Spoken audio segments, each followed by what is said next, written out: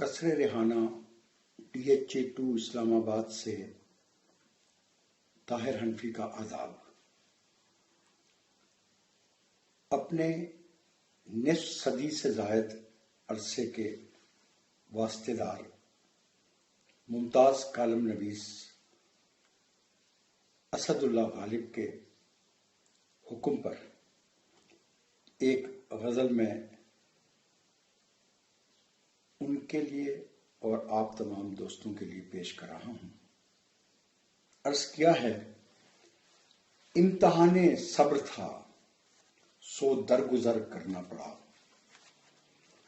جو نہ ہو سکتا تھا ایسے گھر کو گھر کرنا پڑا۔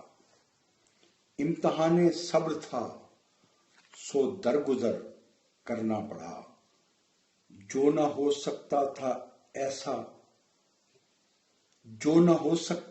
ایسے گھر کو گھر کرنا پڑا۔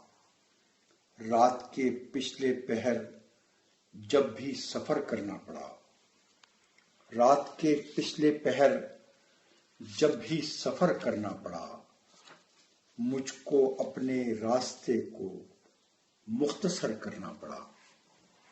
رات کے پچھلے پہر جب بھی سفر کرنا پڑا، مجھ کو اپنے راستے کو مختصر کرنا پڑا۔ مسکرا کر اپنے ہاتھوں سے اسے رخصت کیا، مسکرا کر اپنے ہاتھوں سے اسے رخصت کیا۔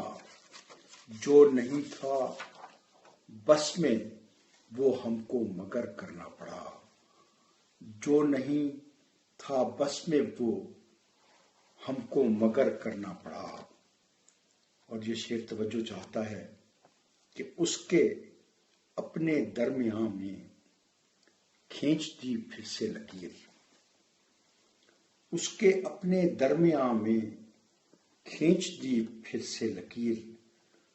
ہم کو دو ٹکڑے بالآخر یہ شجر کرنا پڑا، ہم کو دو ٹکڑے بالآخر یہ شجر کرنا پڑا۔ روتے روتے رات کے پچھلے پہر مانگی دعا، روتے روتے رات کے پچھلے پہر مانگی دعا۔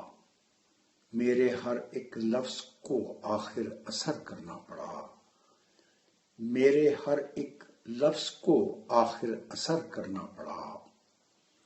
آ رہی تھی یاد اس کی ہم کو طاہر رات دن، آ رہی تھی یاد اس کی ہم کو طاہر رات دن۔ اس لیے بھی ہم کو اپنا دیدہ تر کرنا پڑا، اس لیے بھی ہم کو اپنا دیدہ تر کرنا پڑا۔ امتحان صبر تھا سو درگزر کرنا پڑا، جو نہ ہو سکتا تھا ایسے گھر کو گھر کرنا پڑا۔ بہت شکریہ۔